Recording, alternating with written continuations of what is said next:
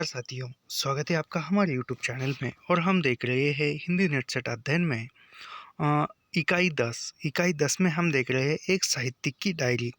उसमें आज हम देखने वाले हैं एक मित्र की पत्नी का पत्नी का प्रश्न चिन्ह, यानी एक मित्र की पत्नी का प्रश्न चिन्ह क्या है, यानी प्रश्न क्या है वह हम आज देखेंगे। इस पर मुक्तिबोध क्या कहते हैं यह हम जानेंगे। तो हम जो है इसी चैनल पर निशुल्क सभी कहानियाँ लाइन टू लाइन पढ़ाई हुई है, और पूरे निबंध लाइन टू लाइन पढ़ाई हुई है, और प्लेलिस्ट निशुल्क उपलब्ध है। ऐसे ही बहुत सारी रचनाओं का हमने अध्ययन इसी चैनल पर लाइन टू लाइन पंक्ति दर पंक्ति पढ़ाए हुए हैं। तो वह सभी प्लेलिस्ट तथा वीडियो इसी चैनल पर निशुल्क आपके लिए उपलब्ध है। तो आपको सिर्फ लाइक शेयर सब्सक्राइब करना है, यही मूल्य देना है, और दीजिए और जल्दी जल्दी क्वालिफाई हो जाइए। आपकी सफलता ही हमारी सफलता है। तो बढ़ते हैं आज के इस अगले अंश की तरफ। अगर आप मुझे सच कहने की इजाज़त दें तो मैं आपसे यह निवेदन करता हूँ कि व्यक्तियों से मेरा संबंध बहुत अजीब किस्म का है। यानी लेखक कहते हैं कि यदि हम उन्हें सच बताने का मौका दें, निवेदन करें, तो वह कहते हैं कि व्यक्तियों से इनका जो संबंध है वह बहुत अजीब किस्म का है, अजीब तरह का है।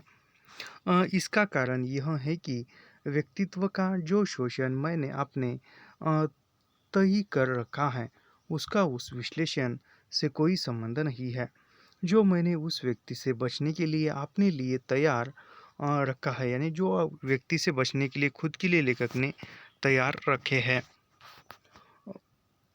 मसलन हमारे एक दोस्त है, अभी इनके एक दोस्त है लेखक के, बहुत साधारण व्यक्ति है, लेकिन अगर अगर आप उनका विश्लेषण करते करते जाए तो वे केवल साधारण व्यक्ति, साधारण प्रतीत नहीं होंगे। यानी वह एक दिखने में साधारण है और वो वास्तविकता में वह असाधारण प्रतीत नहीं होंगे देखने पर, वरन उनमें आपकी दिलचस्पी भी बढ़ती जाएगी, ये गहरी वैज्ञानिक दिलचस्पी।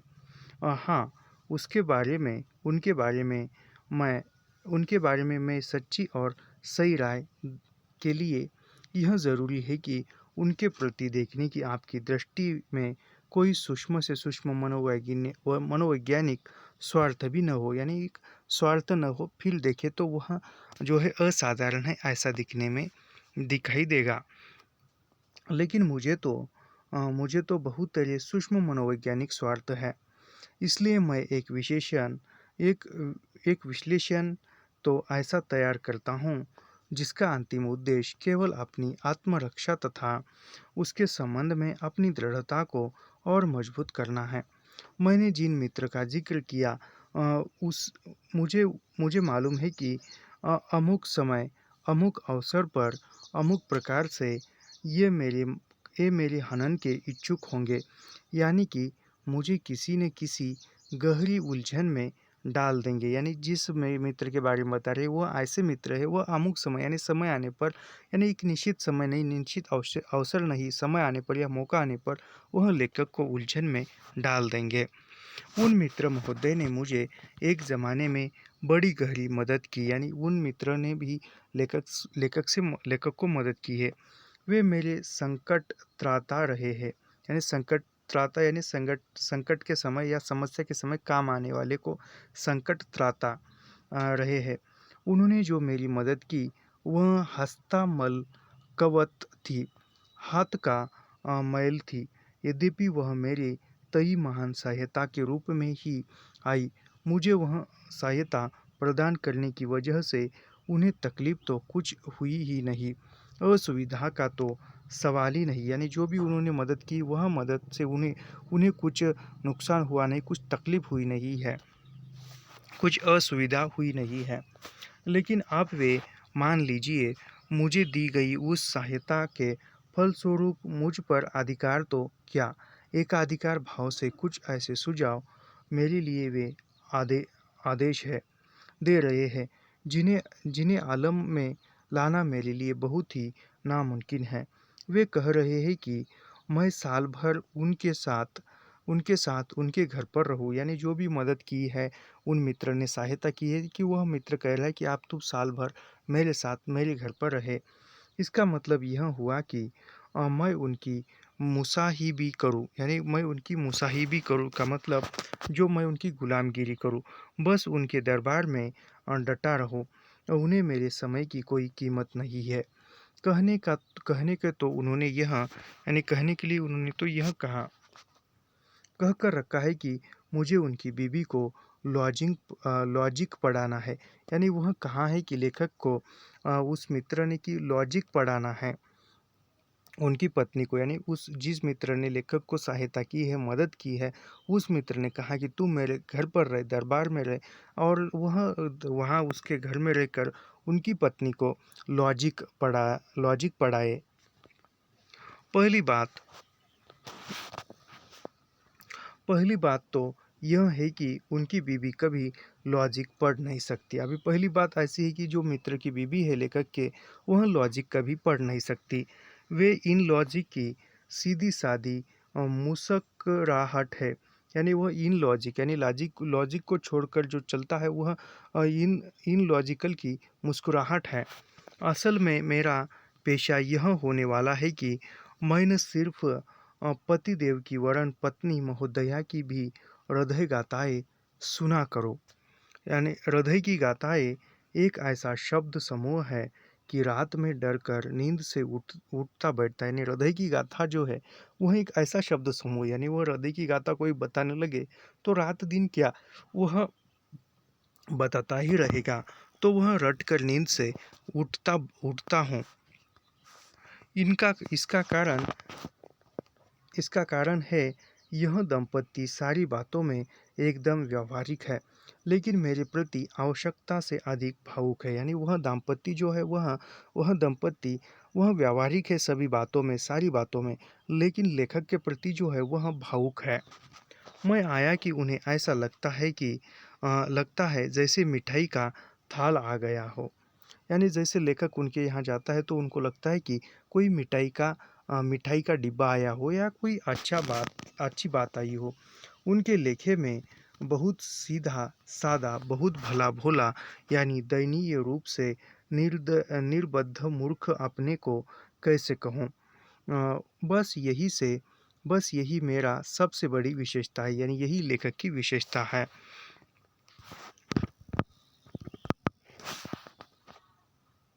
अब उन्हें कैसे कहूँ कि मैं उनसे बचपन के लिए तरबी तरकीब चलता हूँ, कई चालों एक साथ चलता हूँ। यानी लेखक के मन के जो अंदर की बातें हैं, यानी लेखक चालाक है, चतुर है, कई चालें चलने वाला है, यह लेखक उनको कैसे बताए, क्योंकि वो तो लेखक को सभ्य एवं सीधा-साधा इंसान समझते हैं।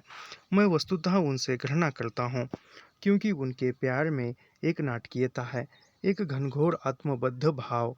स्पष्ट है कि उनकी बीवी को लॉजिक क्या पढ़ाऊँ, जब उन्हें देखते ही मेरे सिर पर भी इन लॉजिकल सवार हो जाता है। यानी वह उनकी बीवी को देखते ही लेखक के अंदर जो लॉजिक का ज्ञान है, वह ज्ञान ही गायब हो जाता है, इन लॉजिक सवार हो जाता है, यानी वो लॉजिक भाग जाता है। अ, मुझ में मुझ में न मुझ में न मालूम कैसी विरक्ति की मिलती आने लगती है। मैं उनसे एकदम दूर और बहुत दूर निकल जाना चाहता हूँ। लेकिन जब लेकिन जब तक मैं इस शहर में हूँ, यह असंभव। यानी जब तक इस शहर में है तब तक उस मित्र के पत्नी से दूर जाना असंभव है। फिर मैं यह सोचने लगता हूँ कि आखिर वे मुझे इतना चाहते तो इनमें इनमें उनका क्या दोष है। यानी वह चाहते तो इसमें दोष क्या है, उनमें बुराई क्या है।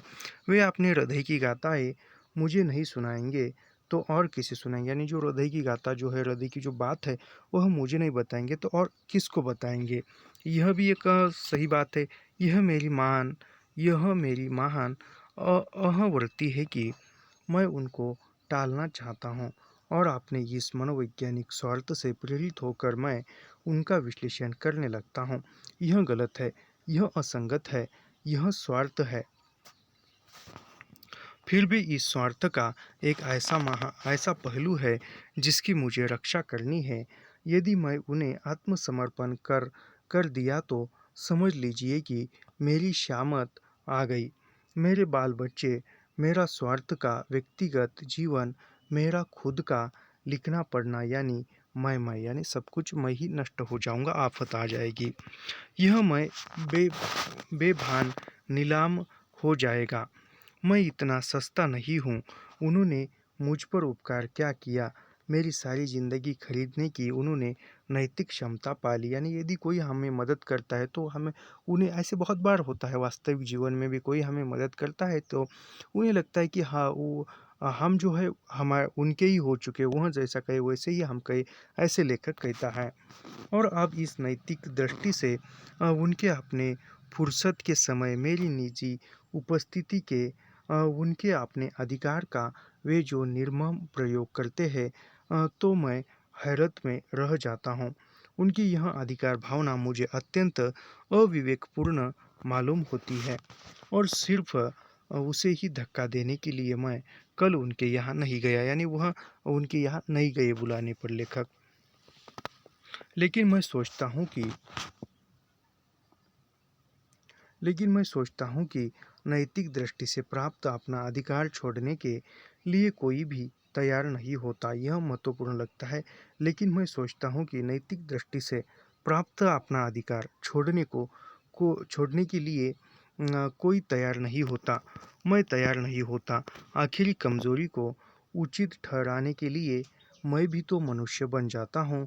इसलिए उनकी मनुष्योचित कमजोरी को मैं क्यों न मान कर लूँ।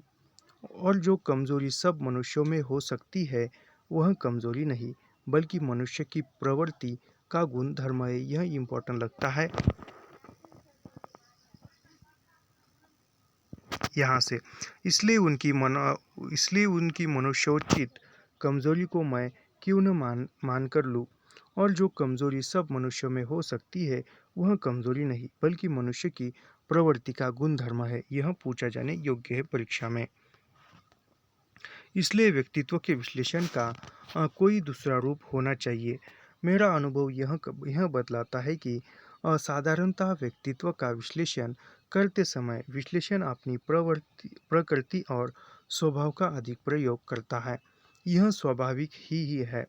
किंतु सुनने वाले की दिलचस्पी उनके विश्लेषण में न बढ़कर उस विश्लेषणकर्ता की प्रकृति स्वभाव में ज़्यादा बढ़ जाती है। यह होता है, आपने भी इसका अनुभव किया होगा, तब बड़ा मज़ा आता है। विश्लेषणकर्ता के विश्लेषण से अधिक जहाँ विश्लेषणकर्ता स्वयं महत्वपूर्ण बन जाए वहाँ मनुष्य स्वभाव का क्या कहना। इसलिए मैं कहता हूँ, विश्लेषित और विश्लेषक के बीच जो विचित्र और विशेष मानव संबंध होते हैं उनकी विचित्रता और विशिष्टता मेरी जिज्ञासा का विषय होने के कारण मैं साधारण लोगों के विश्लेषणों पर अधिक विश्वास नहीं कर पाता।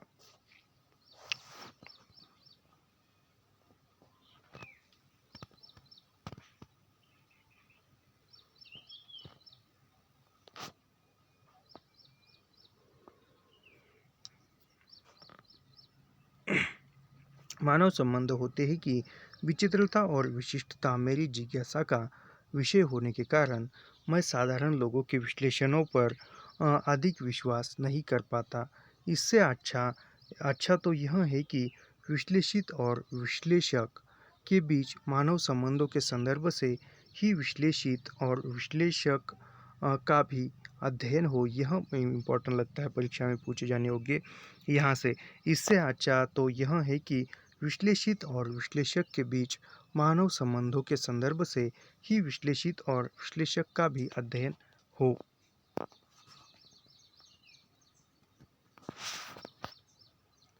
कुल मिलाकर मैं अपने को बहुत ही मूर्खतापूर्ण स्थिति में पाता हूँ, क्योंकि मैं भी विश्लेषक हूँ। यानी क्यों मूर्ख पाता है लेखक, क्योंकि लेखक भी खुद विश्लेषक है, विश्लेषण करता है। विशेष मानव संबंधों के आधार पर ही विश्लेषण करता हूँ। तब मैं अपने से यह पूछता हूँ कि क्या मानव संबंध रहित होकर यानी अपने से ऊपर उठकर व्यक्तित्व विश्लेषण संभव है। मात्र तर्क करना यह है कि बिल्कुल संभव है। यानी कोई जो है वह मानव संबंध से रहित होकर यानी मानव संबंध को छोड़कर यानी अपने से ऊपर उठकर व्यक्तित्व विश्लेषण संभव यानी मानव संबंधों को छोड़कर मानव रिश्ते को छोड़कर विश्लेषण करना संभव है क्या, यह प्रश्न करता है। तो मात्र तर्क तर्क यह है कि बिल्कुल संभव यानी मानव रिश्ते को छोड़कर मानव संबंधों को छोड़कर भी विश्लेषण किया जा सकता है। मात्र तर्क कहता है कि कर मात्र तर्क कहता है बिल्कुल संभव है, मनुष्य अपने से परे जा सकता है, वह जाता भी है, गया भी है और जाएगा भी। विभिन्न प्रकार से प्राप्त अनेक तथ्यों का संग्रह कर वह अवश्य व्यक्तित्व विश्लेषण कर सकता है और उसने किया भी है तथा वह करता भी आएगा जाएगा। किंतु उसका विश्लेषण सही है इसका क्या प्रमाण, यानी जो विश्लेषण करता है इंसान वह सही है, वह प्रामाणिक है, इसका क्या प्रमाण हम देंगे। इनकी कौन सी कसौटी है, यानी विश्लेषण करने की कौन सी कसौटी है। क्या वह छाती पर हाथ रखकर यह कह सकता है कि उनका विश्लेषण एकदम सत्य है। अगर मुझे पूछा जाए तो मैं कहूँगा कि मेरे पास ऐसी किसी कसौटी का अभाव है। हाँ, अपने अनुभव से मैं यह कह सकता हूँ कि अमुक अमुक निर्णय में सत्यांश है, खूब काफ़ी और डटकर, लेकिन मेरे अपने अनुभव को ही मैं सत्य की कसौटी नहीं मान सकता। ये पूछा जाने योग्य है। हाँ, अपने अनुभवों से यह कह सकता हूँ कि अमुक अमुक निर्णय में सत्यांश है, यानी कुछ सत्यता है, खूब काफ़ी और डटकर, लेकिन मेरे अपने अनुभव को ही मैं सत्य की कसौटी नहीं मान सकता। क्योंकि मेरे किसी भी अनुभव का एक हिस्सा मेरे अपने प्रकृति स्वभाव से उत्पन्न हुआ, यानी जो भी स्वभाव है वह जो भी है वह उनके स्वभाव के प्रकृति से उत्पन्न हुआ एक हिस्सा है।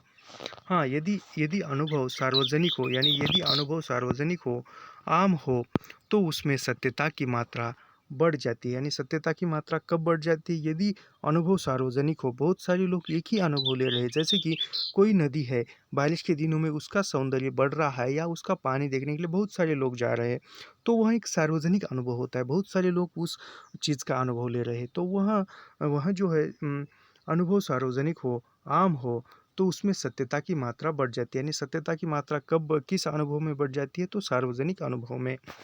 और फिर भी अनुभव को अंतिम कसौटी नहीं कहा जा सकता, यानी सार्वजनिक अनुभव में सत्यता की मात्रा बढ़ जाती है, फिर भी उस अनुभव को अंतिम कसौटी नहीं माना जा सकता, क्योंकि वह देश काल निर्मित है। सैक्रेटिस को बहुत बुरा आदमी कहकर ही फांसी दी गई, यानी जो सैक्रेटिस था उसको बहुत बुरा आदमी समझकर फांसी दी गई थी और उसके शहीद अपने ज़माने में बहुत बुरे बनकर ही मरे। मैं इस पूरी उलझन को पूरी तरह सुलझा नहीं पाता, यह कठिन है और इसलिए मैं अपने किसी विश्लेषण को अंतिम मानने से इनकार कर देता हूँ। पता नहीं क्यों लोग स्वयं कृत विश्लेषण पर इतनी दृढ़ आस्था और निष्ठा रखते हैं, वह मुझे बड़ी ही अविवेकपूर्ण मालूम होती है। उनके इसके विपरीत मैं स्वयं भी जो वैज्ञानिक व्यक्तित्व विश्लेषण रखता हूँ, वह मुझे असमाधान और असंतोष नहीं देता। देखिए न, व्यक्ति के न मालूम कितने ही पहलू है, अभी व्यक्ति के न जाने कितने पहलू होते हैं, व्यक्तित्व के बहुत सारे पहलू होते हैं जो मुझसे छुपे हुए हैं, यानी व्यक्तित्व के ऐसे ही पहलू है जो हर एक इंसान को सभी पहलू जो व्यक्तित्व के पता नहीं होते। जैसे पंखुड़ी के भीतर पंखुड़ी अथवा प्याज की परतों के अंदर की परतें, फिर व्यक्तित्व का जो रूप आज हमें दिखाई देता है कहाँ तक स्थायी है हम नहीं कह सकते। यानी जिस प्रकार फूलों के पंखुड़ी के भीतर एक और पंखुड़ी निकलती है, जैसे प्याज के एक परत के ऊपर एक और प्याज निकलती है। जैसे कि मुक्तिबोध फैंटेसी के बारे में कहती कि फैंटेसी ऐसी है कि जो एक गुप्त कक्ष के भीतर एक और गुप्त कक्ष, ऐसा वह कहते हैं। तो उसी प्रकार यहाँ पर भी कहते हैं। तीसरे सबसे बड़ी बात यह है कि व्यक्तित्व के निर्माण की कार्य कारण परंपरा का यदि अध्ययन करें तो आप देखेंगे कि व्यक्तित्व निर्माण में चेतन मन का रोल बहुत ही कम होता है। ये ऐसे जो परिच्छेद है, ये ऐसे परिच्छेद परीक्षा में जो आता है, एक परिच्छेद गद्यांश, उसके आधार पर प्रश्नों का उत्तर देना होता है, जो ऐसे ऐसे इसी ऐसे किताबों में से ही वैसा परिच्छेद परीक्षा में पूछा जाता है। यह काफ़ी इम्पोर्टेंट लगता है, मैं आपको बताता हूँ। तीसरे सबसे बड़ी यह है कि व्यक्तित्व के निर्माण निर्माण की कार्य कारण परंपरा का यदि अध्ययन करें तो, यानी व्यक्तित्व के निर्माण का कोई कार्य कारण परंपरा का अध्ययन करें तो आप देखेंगे कि व्यक्तित्व निर्माण में सचेत मन का रोल बहुत बड़ा होता है। यानी यह यहाँ से पूछा जाने योग्य है। यहाँ से कारण परंपरा का यदि अध्ययन करें तो आप देखेंगे कि व्यक्तित्व निर्माण में चेतन मन का चेतन मन का रोल बहुत ही कम होता है। यह पूछा जाने योग्य है, परीक्षा में पूछा जा सकता है। और उससे कम रोल संकल्प शक्ति का। दोनों के रोल निसंदेह कम होते हैं, लेकिन होते हैं बहुत ही महत्वपूर्ण, इतने महत्वपूर्ण कि उन्हीं के कारण मनुष्य मनुष्य है। ये यहाँ से पूछा जाने योग्य है, याद रखिए आप। कहाँ से पूछेगा, यहाँ से देखो, यहाँ से कार्य परंपरा कार्य कारण परंपरा का यदि अध्ययन करें तो आप देखेंगे कि व्यक्तित्व निर्माण में चेतन मन का रोल बहुत कम होता है, और उससे कम रोल संकल्प शक्ति का। दोनों के रोल निसंदेह कम होते हैं, लेकिन होते हैं बहुत ही महत्वपूर्ण, इससे महत्वपूर्ण कि उन्हीं के कारण मनुष्य मनुष्य है। यहाँ से पूछा जाने योग्य है यह कथन। फिर भी आप जिसे व्यक्तित्व या चरित्र कहते हैं, वह चेतन काम के बहुत बाहर की चीज़ है। मानो हीरे को धारण किए हुए एक शिला। आत्म साक्षात्कार बहुत आसान है, यानी या यह भी पूछा जाने योग्य है। आत्म साक्षात्कार अ, आत- आत्म साक्षात्कार बहुत आसान है, स्वयं का चरित्र साक्षात्कार अत्यंत कठिन है।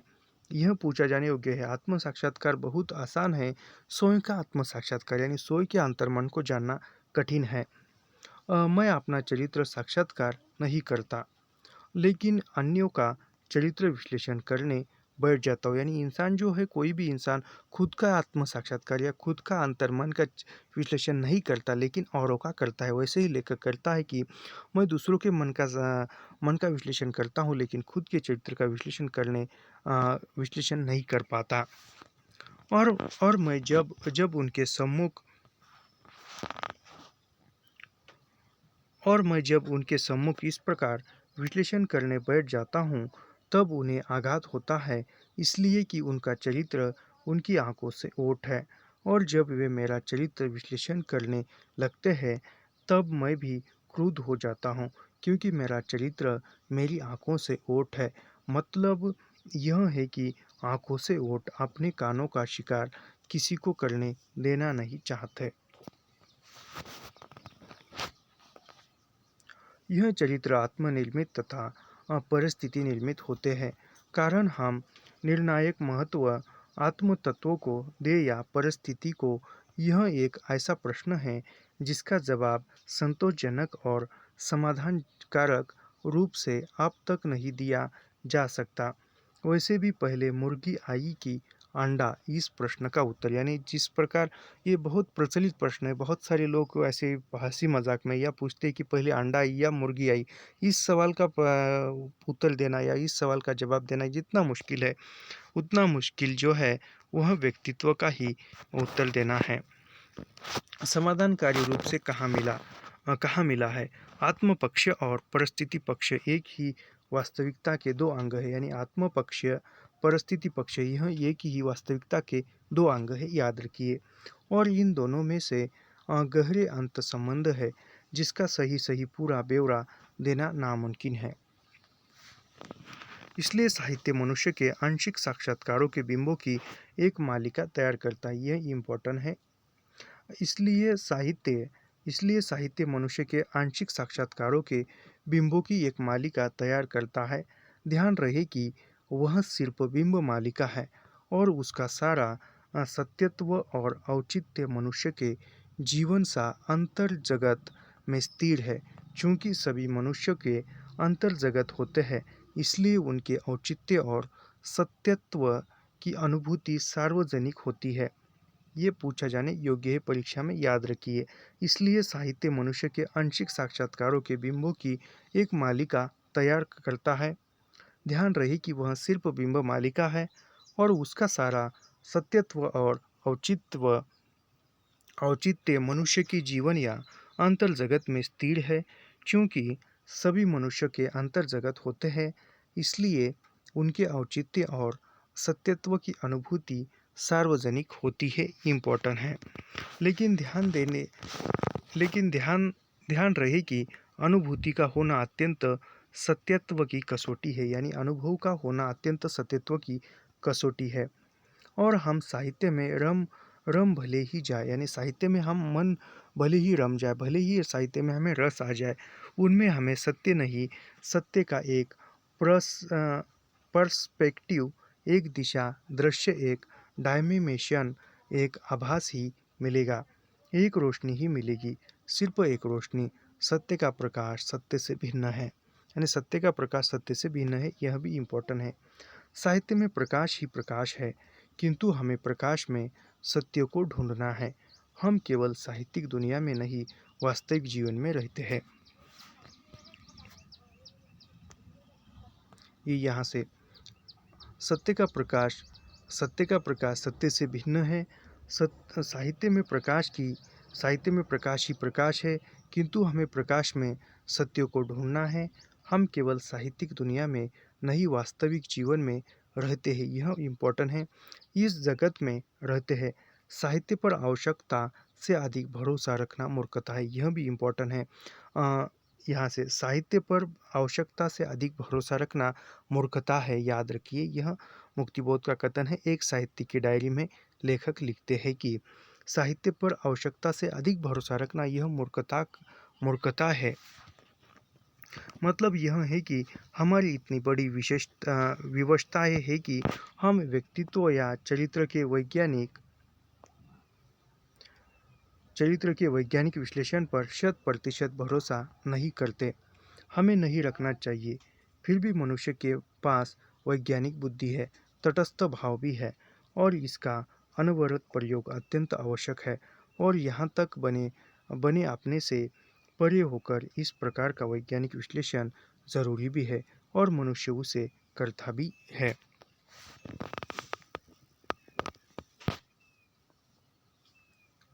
किंतु यदि उसकी सीमाएं समझ ली जाए तो हम व्यर्थ के राग, द्वेष और व्यर्थ की शत्रुता से बच जाते हैं, साथ ही आत्मरक्षा भी कर लेते हैं। और यदि तटस्थ निर्मल भाव से किया गया वैज्ञानिक विश्लेषण काफ़ी से सत्यांश भी प्रकट करता है, तो व्यक्तित्व पर हमारा अधिकार भी बढ़ जाता है। इसलिए मेरा सुझाव है, व्यक्तित्व का विश्लेषण 2 प्रकार से किया जाए। यानी लेखक कहते कि व्यक्तित्व का विश्लेषण जो है वह 2 प्रकार से किया जाए। एक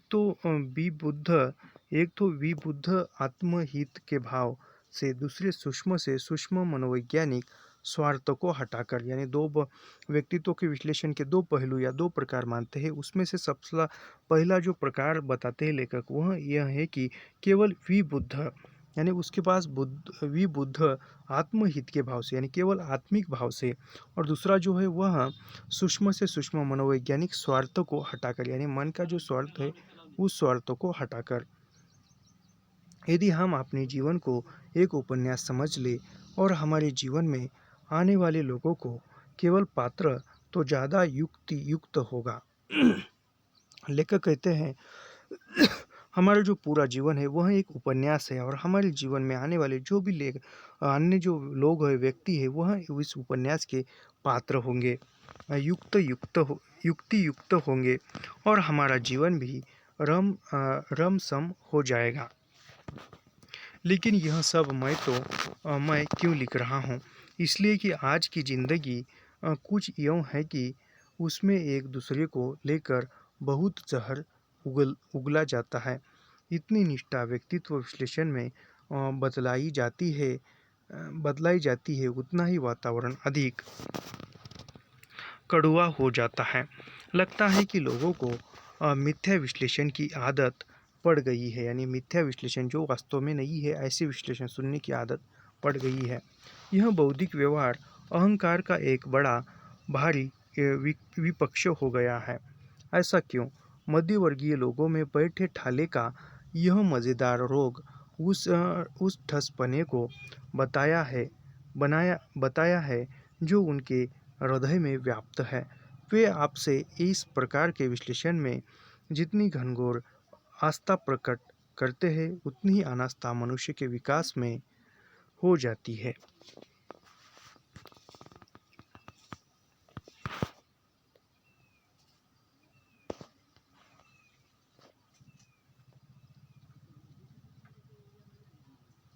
वे आपसे इस प्रकार विश्लेषण में जितनी घनघोर आस्था प्रकट करते हैं उतनी ही अनास्था मनुष्य के विकास में हो जाती है।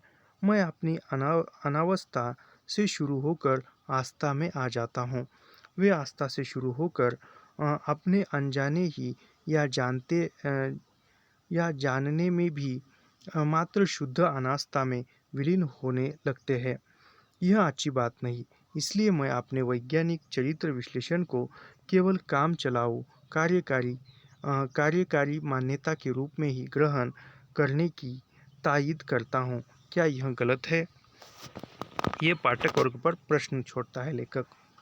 यदि यह सही है तो मैं अपने उपकारी मित्र और उनकी पत्नी महोदया के प्रति क्यों न उन्मुख रहूं। जरूर मैं उनकी बीवी को लॉजिक पढ़ाऊंगा, लेकिन उस महिला को लॉजिक पढ़ाने की याद आते ही मैं अपनी ही इस तायद को भूल जाता हूँ कि उनके बारे में जो मैंने राय बना रखी है वह सिर्फ काम चलाऊ कार्यकारिणी मानता हूँ।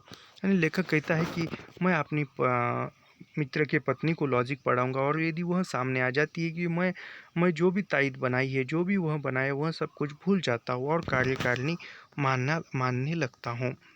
मेरी सांस फूलने लगती है। यह ऐसा सवाल पूछा जाता है कि लेखक का मित्र लेखक को अपनी पत्नी को क्या पढ़ाने के लिए घर में रहने के लिए कहता है। तो वहाँ पर गणित देगा, लॉजिक देगा, तर्कशास्त्र देगा या अन्य कोई विज्ञान देगा। तो वह लॉजिक याद रखिए। मेरी सांस फूलने लगती है, मानो मुझे विकट परिस्थिति का सामना करना पड़ रहा है। आखिर मैं अनुभवों को कैसे झुठलाऊं? उनके बिना तो ज्ञान असंभव है। इन्हीं अनुभवों के द्वारा ही मुझे दुनिया की पहचान होती है। हाँ, हाँ से यह मानता हूँ कि इस अनुभव से ज्ञान प्राप्त करना या अज्ञान प्राप्त करना मेरी योग्यता पर, मुझसे संचित ज्ञान तत्वों पर ही निर्भर है। ज्ञान से ही ज्ञान खींचता है। यह इम्पोर्टेंट कथन लगता है। ज्ञान से ही ज्ञान खींचता है। यदि कोई ज्ञान देता है तो उसके पास और ज्ञान आता है, यानी ज्ञान से ही ज्ञान खींचता है। ज्ञान से अज्ञात की ओर जाया जाता है। ज्ञान से ज्ञात की ओर जाना एक गोल गोल वर्तुल में घूमना हुआ। इसलिए मैं लॉजिक पढ़ाने के अनुभव के दौरान इस बात का ध्यान रखूंगा कि आगे चलकर मुझे इस व्यक्तित्व के बारे में कौन सा नया ज्ञान यानी अज्ञान का ज्ञान प्राप्त करना होगा। यह इम्पोर्टेंट कथन है। यहाँ से ज्ञान से ही ज्ञान खींचता है, यानी ज्ञान को ही ज्ञान आकर्षित करता है, खींचता है। ज्ञान से अज्ञात की ओर जाया जाता है, यानी ज्ञान हमारे अंदर यदि ज्ञान है तो जो अज्ञात है, जो पता नहीं, उसका ज्ञान पाया जाता है, उसकी खोज की जाती है। ज्ञान से ज्ञान की ओर जाना एक गोल, यानी ज्ञान से ज्ञान की ओर जाना एक वर्तुल है। जो वर्तुल कैसा, ऐसा गोलाकार रहता है, वर्तुल है। वर्तुल में घूमना हुआ, यानी वो घूमना हुआ। इसलिए मैं लॉजिक पढ़ाने के अनुभव के दौरान इस बात का ध्यान रखूंगा कि आगे चलकर मुझे इस व्यक्तित्व के बारे में कौन सा नया ज्ञान यानी अज्ञान का ज्ञान प्राप्त होगा। यानी वो लॉजिकल पढ़ते समय मुझे भी और कौन सा ज्ञान प्राप्त होगा या मुझे कौन सी अज्ञान वस्तु या अज्ञान ज्ञान ज्ञात होगा, यह भी लेखक देखूंगा, ऐसा कहते हैं। लेकिन मुझे ज्ञान से डर लगता है। अभी लेखक यहाँ पर कहते हैं कि मुझे ज्ञान से डर लगता है। न मालूम कौन सा अज्ञात अब मेरा इंतजार कर रहा है, और मैं यह मानने के लिए प्रवृत्त हूँ कि हर तरह के अज्ञात के प्रति आकर्षित होना बुद्धिमत्ता नहीं। यानी हर अज्ञात के प्रति आकर्षित होना, जो पता नहीं, हर एक जो बात हमें पता नहीं उसको हर एक बात को जान लेना, वह बुद्धिमत्ता नहीं है। मैं इस दुनिया में बड़ा रहता हूँ कि मुझे इल्हाम इल्हाम होता है। इल्हाम के बगैर हम लोगों का चल नहीं सकता। वह यह कि अपनी अपनी ज्ञानी की सीमाएं और उसकी विवशताएं समझो, और इसलिए अन्यों को संदेह का फायदा दो किंतु साथ ही इन विवशताओं से पराजित होने की आवश्यकता नहीं। ज्ञात से अज्ञात की ओर जाने का कार्यक्रम बना बना डालो। यानी ज्ञात से अज्ञात की ओर जाने का जो कार्यक्रम है वह बना डालो, डरो नहीं। ज्ञात से अज्ञात की ओर जाने से ही ज्ञान की विवशताएं टूटती है। यानी ज्ञात से अज्ञात की ओर जाने से ही जो विवशताएं है ज्ञान की, वह टूटती है, घट जाती है। रहेगी उसकी सरहद रहेगी उसकी सरहदें टूटती रहेगी। लेकिन जिस दिन से आप केवल ज्ञात से ज्ञात की ओर जाएंगे, उस दिन आप केवल अपनी ही कील पर, अपने ही आसपास घूमते रहेंगे। यानी जो अज्ञात है उसका यदि पता लगाओगे तो आप जो आपके अंदर जो सरहदें है, जो मर्यादा है, वह टूटती जाएगी, और ज्ञात की ओर, कहाँ गया ये, ज्ञात की ओर जाएंगे। उस दिन आप केवल अपनी ही कील पर, अपने ही आसपास घूमते रहेंगे।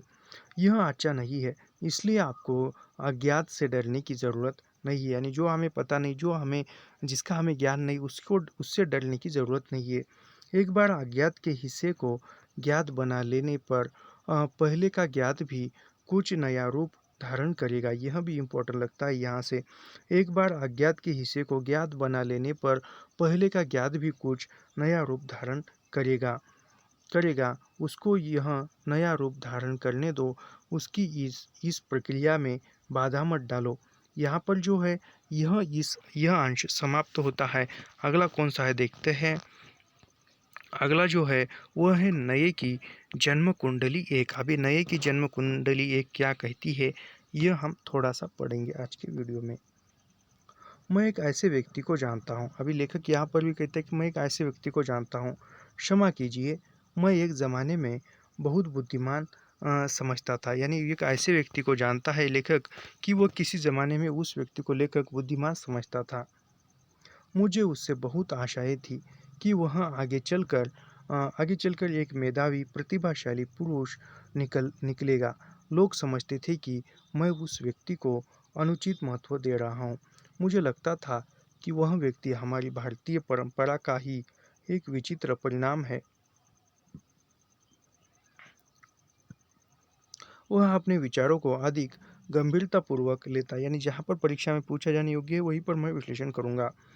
वे उसके लिए धूप और हवा जैसे स्वाभाविक प्राकृतिक तत्व थे। शायद इससे भी अधिक। दरअसल उनके दर दरअसल उसके लिए न वे विचार थे, न अनुभूति। वे उसके मानसिक भूगोल के पहाड़, चट्टान, खाइयाँ, जमीन, नदियाँ, झरने, जंगल और रेगिस्तान थे। मुझे यह भान होता रहता कि वह व्यक्ति अपने को प्रकट करते समय स्वयं की सभी इंद्रिय शक्तियों से काम लेते हुए एक आंतरिक यात्रा कर रहा है। वह अपने विचारों या भावों को केवल प्रकट ही नहीं करता था, वह उन्हें स्पर्श करता था, सूंघता था। उनका आकार, प्रकार, रंग, रूप और गति बता सकता था, मानो उसके सामने वे प्रकट, साक्षात और जीवंत हो। उसका दिमाग लोहे का एक शिकंजा था, या सुनार की एक छोटी सी चिमटी, जो बारीक से बारीक और बड़ी से बड़ी बात को सूक्ष्म रूप से और मजबूती से पकड़कर सामने रख देती थी। लेकिन यह बात पुरानी हो गई। लेखक कहते कि यह जो बात है अब पुरानी हो गई है। अब मुझे लगता है कि मैं बुद्धिमान हो गया हूँ। मुझे ऐसा लगता है कि मेरे दोस्त की बुद्धिमत्ता का कारण उसकी जिंदगी ही ज़्यादा थी, न केवल मस्तिष्क तंतुओं की हलचल। यह इम्पोर्टेंट लगता है यहाँ से। अब मुझे लगता है कि मैं भी बुद्धिमान हो गया हूँ। मुझे ऐसा लगता है कि मेरे दोस्त की बुद्धिमत्ता का कारण उसकी ज़िंदगी ही ज़्यादा थी, न कि केवल मस्तिष्क तंतुओं की हलचल। यह इम्पोर्टेंट लगता है, याद रखिए। 12 वर्षों बाद जब एकाएक मेरी उससे मुलाकात हुई, यानी उस व्यक्ति से लेखक की मुलाकात कितने वर्षों बाद होती है? तो 12 वर्षों बाद होती है, याद रखिए। 12 वर्षों बाद हुई तब आनंद और आकर्षण का कोई ठिकाना न रहा। यानी 12 वर्षों बाद मुलाकात हुई तो वह दोनों में आकर्षण का कोई ठिकाना नहीं रहा। आनंद से भी ज़्यादा आश्चर्य नदियों की धाराओं के बीच इतने बड़े-बड़े पहाड़ आ गए थे कि उन्होंने हमारी दिशाएं भी बदल दी थी। यानी वह 12 वर्षों में इतनी कठिनाइयाँ, इतनी बड़े-बड़े पहाड़ आए थे कि वो उन्होंने दोनों की दिशा बदल दी थी। जब फिर से मुलाकात हुई तो संभवतः हमारा ध्यान इन पहाड़ों की लंबाई, चौड़ाई, ऊंचाई, नीचाई पर गया।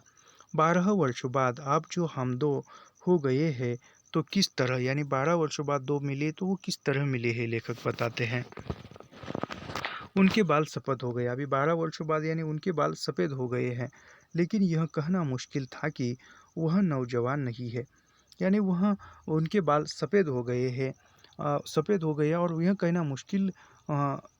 यह कहना मुश्किल था कि वह नौजवान नहीं, यानी वह बूढ़े हो रहे हैं या बूढ़े हुए हैं। यूँ कहिए कि वह भूतपूर्व नौजवान था, यानी वह कहते हैं कि वह भूतपूर्व नौजवान था। मतलब यह कि प्रभाव उसके वर्तमान रंग रूप का न होकर उसके भूतपूर्व रंग रूप का होता था। यानी यह महत्वपूर्ण है। किसी व्यक्ति का प्रभाव जो है उसके वर्तमान समय का न होकर या वर्तमान रंग रूप का न होकर भूतपूर्व, यानी कोई व्यक्ति उसके जब वो तरुणपन में था या तारुण्य अवस्था में था तो वो कैसा व्यवहार था, वो कैसी उसकी बोलचाल थी, किस प्रकार का व्यवहार करता था, किस प्रकार समाज में रहता था, उसका प्रभाव उसके बुढ़ापे पर पड़ता है। बुढ़ापे में यदि उसके साथ कोई अच्छा व्यवहार करे, बुढ़ापे में भी लोग उसको मान सम्मान देने लगे, तो समझ जाना चाहिए कि तारुण्य अवस्था में उसने अच्छे कर्म या अच्छे कार्य किए हुए हैं।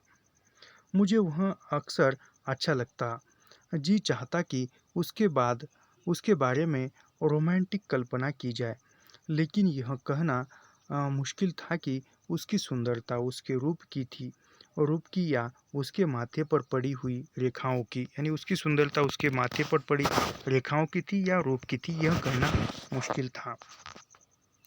कम से कम मुझे तो वे लकीरें अच्छी लगती। खूबसूरत कागज़ सुंदर तो होता ही है, यानी खूबसूरत कागज़ जो होता है वह सुंदर होता है, लेकिन यदि वह कोरा हुआ और उसमें कोई मर्म वचन लिखे हुए न रहे तो सौंदर्य में रहस्य ही क्या। सौंदर्य में रहस्य न हो तो वह एक खूबसूरत चौखड़ा है, याद रखिए, यही इम्पोर्टेंट है। सौंदर्य में रहस्य न हो तो वह एक खूबसूरत चौखड़ा है, केवल ऐसा रेखांकित किया हुआ एक चौखड़ा है, ऐसा इस प्रकार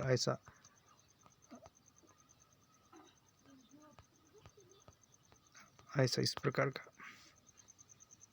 सौंदर्य में रहस्य न हो तो एक खूबसूरत चौखड़ा है। सामने पीपल का वृक्ष है, यानी सामने कौन सा वृक्ष है? पीपल का वृक्ष है। चांदनी में उसके पत्ते चमचमाते काँप रहे हैं। चांदनी और उसमें विचित्र हुई छायाएं हमारे मनोलोक को एक नई दिशा दे रही है। मुझे मालूम था कि मेरे मित्र के लिए शैली की ओड टू वेस्ट विंड इतनी ही दूर है जितना कि मेरे लिए square foot square root on my -1। लेकिन इसके बावजूद ये दुनिया हमारी पहचानी हुई थी, और शायद इसलिए वे प्रिय भी थी। जब जब मुझे दुनियों का जब मुझे दूरियों का भान होता है तब मुझे अच्छा भी लगता है और बुरा भी, इसलिए कि दूरी हमारी गति को एक चुनौती देती है। यानी दूरी जो है हमारी गति को एक चुनौती देती है। बुरा इसलिए कि मित्रों के बीच दूरी खटकती है, यानी मित्रों के बीच की दूरी जो है खटकती है, बुरी लगती है। हम हम एक ही भाषा का उपयोग हम एक ही भाषा का उपयोग तो करते हैं, लेकिन अभिधार्थ एक होते भी धन्यर्थ और व्यंग्यार्थ अलग अलग हो जाते हैं। यानी हम एक ही भाषा का प्रयोग करते हैं बोलचाल में सभी लोग, यानी सभी लोग एक ही भाषा का प्रयोग करते हैं, लेकिन हर एक भाषा का हर एक शब्द का अलग अलग अर्थ जो है अलग अलग निकलता है। यह दूरी के कारण है, यानी यह दूरी के कारण होता है। दूरी पर विजय पाना मानव स्वभाव है, यानी दूरी पर विजय पाना मानव स्वभाव है। वह एक साहस रोमांस है। अब हमें एक दूसरे को फिर से खोजना पाना है, यानी फिर से मिले तो फिर से एक दूसरे को खोजना है, जानना है। एक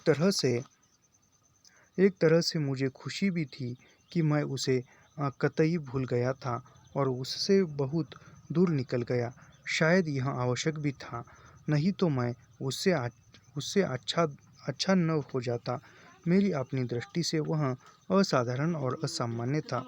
एक असाधारणता और क्रूरता भी उससे थी, निर्दयता भी उससे थी। वह अपनी एक धुन, अपने एक विचार या एक कार्य पर सबसे पहले खुद को, उसके साथ अपने लोगों को कुर्बान कर सकता था।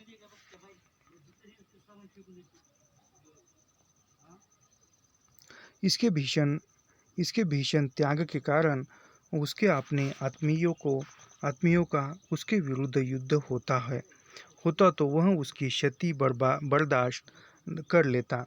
उसकी जिंदगी के इस बुनियादी तथ्य से मैंने हमेशा बैर किया।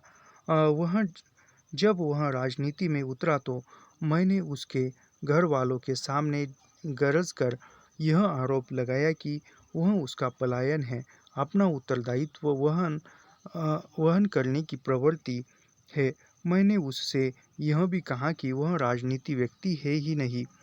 राजनीति के साथ साथ वह साहित्य में उतरा तब मुझे कुछ अच्छा लगा। यानी वह कहता है कि लेखक ये राजनीति का व्यक्ति है ही नहीं, वह साहित्य का है। तो राजनीति के साथ वो साहित्य में उतरा तो लेखक को वह व्यक्ति अच्छा लगा। उसकी हालत बिगड़ चुकी थी। घर के विरोध और बाहर के विरोध से वह जर्जर हो गया था, लेकिन बेहद जिद्दी होने के सबब वह आड़ा रहा और तब से हम एक दूसरे से दूर होते होते चले गए। यानी लेखक कब से दूर हुए, लेखक और लेखक के मित्र एक दूसरे से कब दूर हुए? जब लेखक ने कहा कि यह व्यक्ति राजनीति का नहीं है, साहित्य का ही है, तब से वह एक दूसरे से बिछड़ गए। अभी यहाँ पर एक महत्वपूर्ण कथन है, लेकिन आज मैं यह सोचता हूँ कि सांसारिक समझौते से ज़्यादा विनाशक कोई चीज़ नहीं। यानी सांसारिक समझौता जो है उससे ज़्यादा कोई विनाशक चीज़ नहीं है। सांसारिक समझौता काफ़ी खतरनाक है, ऐसा लेखक मानते हैं, और वह उससे ज़्यादा कोई विनाशक नहीं होता है। खास तौर पर वहाँ जहाँ किसी अच्छी महत्वपूर्ण बात करने के मार्ग में अपने या अपने जैसे लोगों और पराये लोगों आड़े आते हो। जितनी ज़बरदस्त उसकी बाधा होगी उतनी ही कड़ी लड़ाई भी होगी। यानी जितनी ज़बरदस्त बाधा है, कठिनाई है या दीवारें हैं, उतनी ज़्यादा कड़ी लड़ाई हो सकती है, अथवा उतना ही निम्नतम समझौता होगा। इस भीषण संघर्ष की हृदय भेदक प्रक्रिया में से गुजरकर उस व्यक्ति का निजत्व कुछ ऐड़ा बेड़ा, कुछ विचित्र आवश्यक हो गया था। किंतु सबसे बड़ी बात यह थी कि उसकी बाजू सही थी, इसलिए वह असामान्य था। दूसरे शब्दों में, मैं सामान्य उसको समझता हूँ जिसमें अपने भीतर के असामान्य के उग्र आदेश का पालन करने का मनोबल न हो। मैं अपने को ऐसा ही आदमी समझता हूँ। मैं मात्र सामान्य हूँ, मैं नामी निरामी हूँ, यह बात अलग है। और चूंकि वह व्यक्ति हमेशा मेरे भीतर के असामान्य को उकसा देता था, इसलिए अपने भीतर के उस उकसे हुए असामान्य का रोशनी में ही एक और स्वयं को हीन अनुभव करता तो दूसरी ओर ठीक वही असामान्य मेरी कल्पना और भावना को उत्तेजित करके मुझे अपने से बृहत और व्यापक जो भी है उसमें डुबो देता, चाहे वह इंटीग्रल कैलकुलस हो, सुदूर नेयुला हो, या कोई ऐतिहासिक कांड हो, अथवा कोई दार्शनिक सिद्धांत हो, या विशाल सामाजिक लक्ष्य हो, इसलिए मैं अपने और अपने मित्र के जरिए असामान्य असामान्य के व्यक्ति चरित्र और असामान्य के दबाव को भली भांति जानता था। लेकिन मेरी गति और दृष्टि कुछ कुछ और थी। जब मैं कोई काम करता तो इसलिए कि उससे लोग खुश होते हैं। यानी लेखक कहता है कि मैं जब कोई कार्य या काम करता हूँ कि इसलिए करता हूँ कि लोग उस काम से खुश होते हैं। वह काम करता तो सिर्फ इसलिए कि एक बार कोई काम हाथ में लेने पर उसे अधिकार ढंग से भली भांति कर ही डालना चाहिए। मेरी व्यावहारिक सामान्य बुद्धि थी। उसकी कार्यशक्ति आत्म प्रकटीकरण की एक निर्बद्ध शैली। हम दोनों हम में दो ध्रुवों का भेद था। जिंदगी में जिंदगी में मैं सफल हुआ, वह असफल। प्रतिष्ठित, भद्र और यशस्वी मैं कहलाया, वह नामहीन और अकारणहीन रह गया। लेकिन अपनी इस हालत की उससे कतई परवाह नहीं थी, जिसका मुझे बहुत बुरा लगा, क्योंकि वस्तुतः वह मेरी यशस्विता को भी बड़ी सत्ता के रूप में स्वीकार कर पाता है। इतने वर्षों बाद मेरी ज़िंदगी में जब वह वापस आया तो मुझे लगा कि यह उस उल्का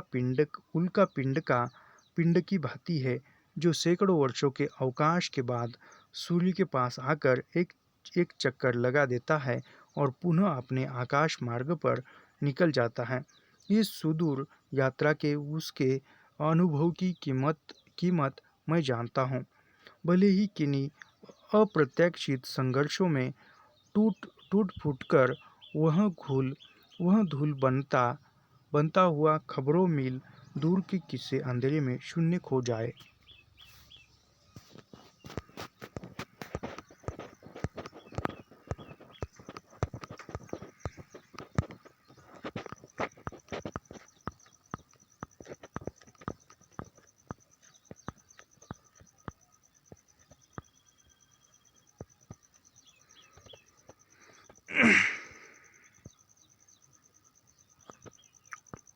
तो आज के लिए यहाँ पर हम रुकते हैं।